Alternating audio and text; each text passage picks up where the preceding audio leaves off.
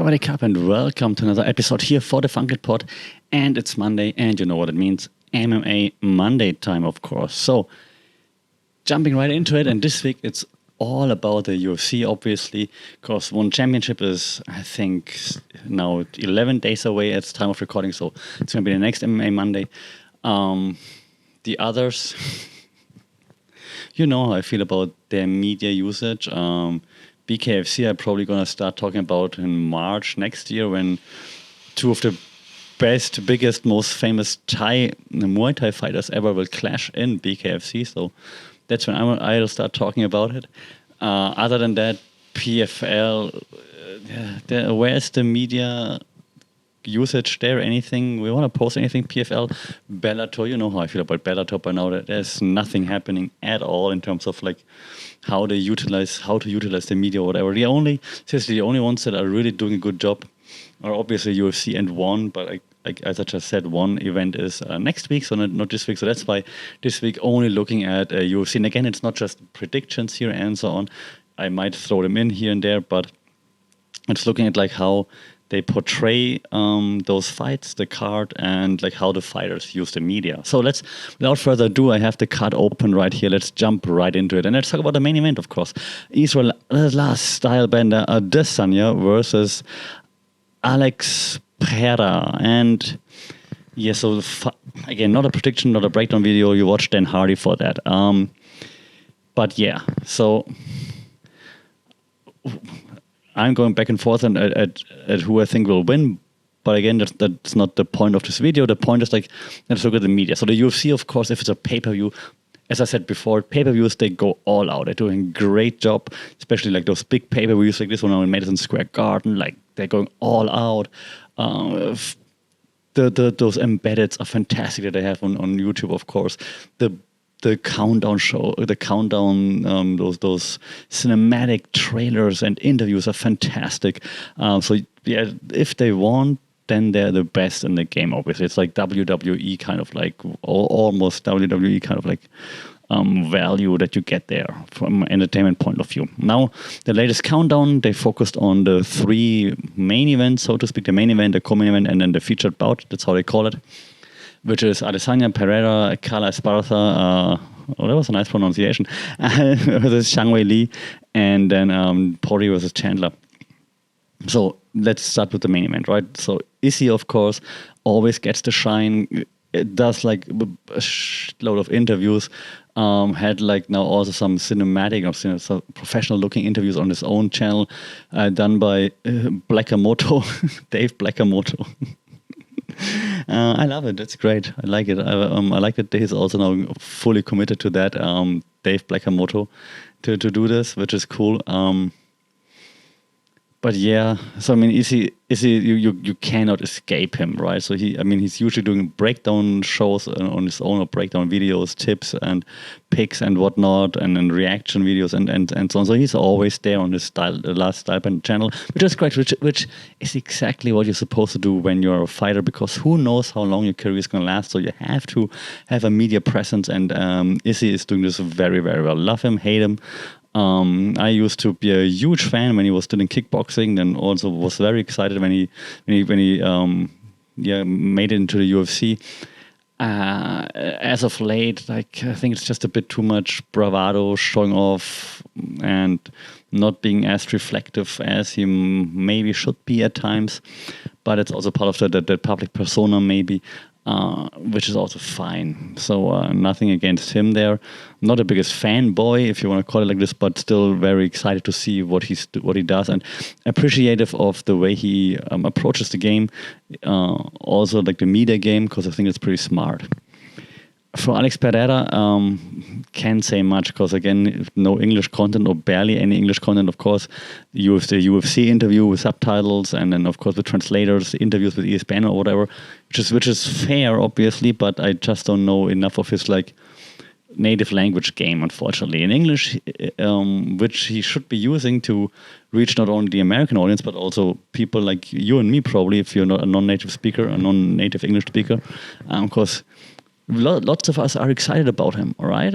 Like, we're like, oh my God, maybe he's the one who stops Izzy now. So we are excited to see him.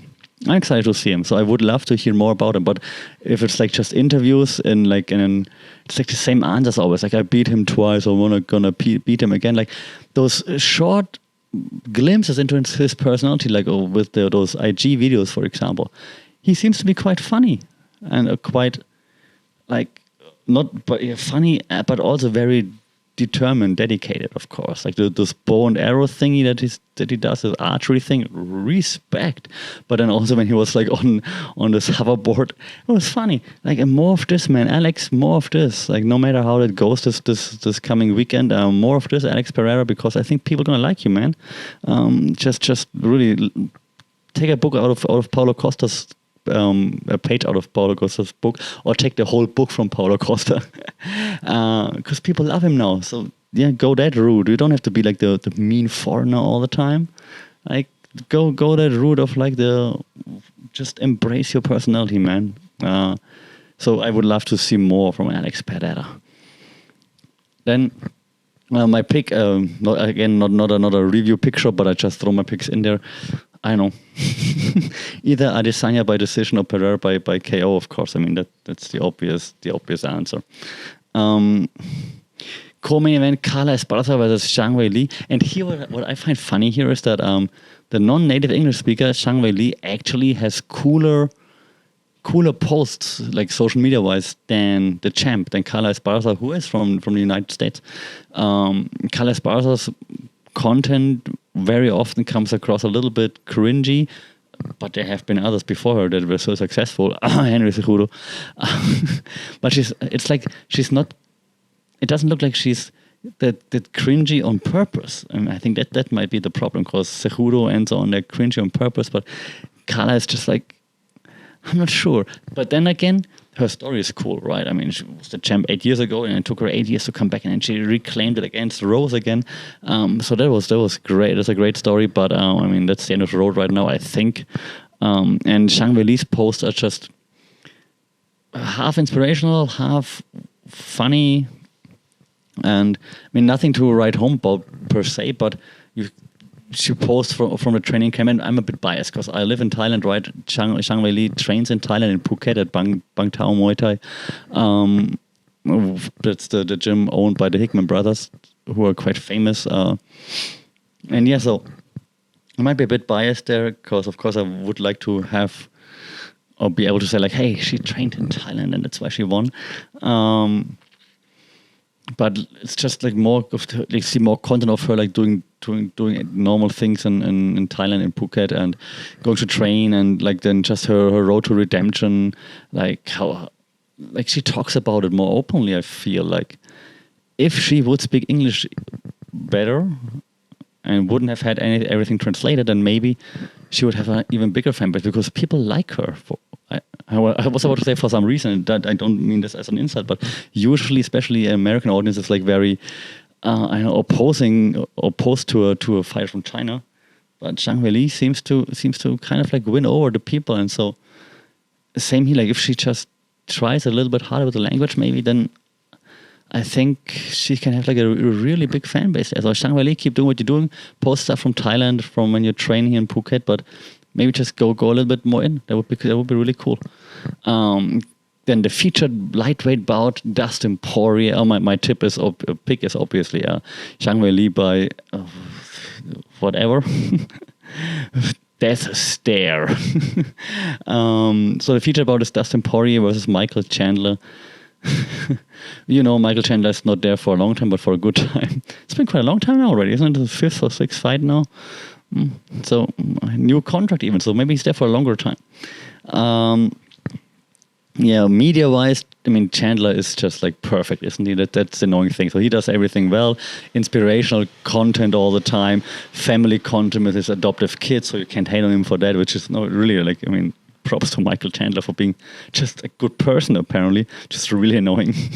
He's once he's gonna stop fighting, he's gonna have a role in the media with the UFC, with ESPN, whatever he wants to do. Like his story, he's doing great on all media wise. So if you want a blueprint, steal that one. Dustin Poirier doesn't really do much media, and I think that's what he should be doing better. Then again, I guess like he's focusing on his foundation / his hot sauce, and if that hot sauce business is that good, then keep doing it. I mean, apparently he doesn't need, because he's at a stage right now, he's famous enough. If he wouldn't be set up already, he would change something by now probably. If I would give advice, I would say, man, you're such a personality. People still like you, like those people who like the hardworking guy, like the blue collar people. I think like Dustin Poirier.